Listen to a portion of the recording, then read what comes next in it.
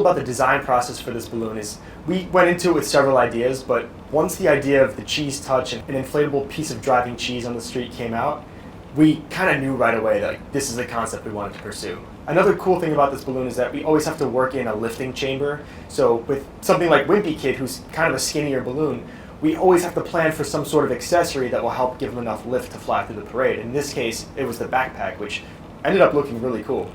Do you know the size of the balloonicle? Can you talk about The piece of moldy cheese on the street is about a 10 by 10 foot square, and it's about 4 to 5 feet high. Production, general, with a specific diary cherry at the end? Wimpy Kid came to life with the sketch phase first, and we looked at a few different options, but really loved the cheese touch.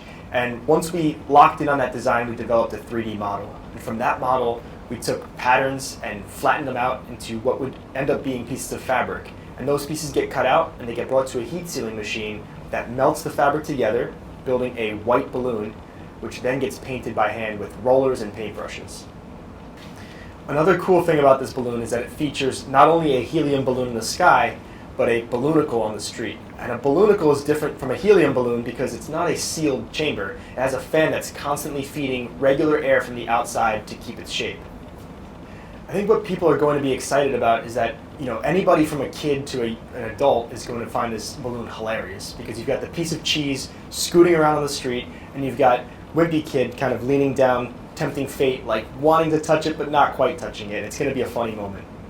Is there an inside joke layer to this design? There's an inside joke layer to this design because fans of the books and of the series are going to understand the humor behind the cheese touch.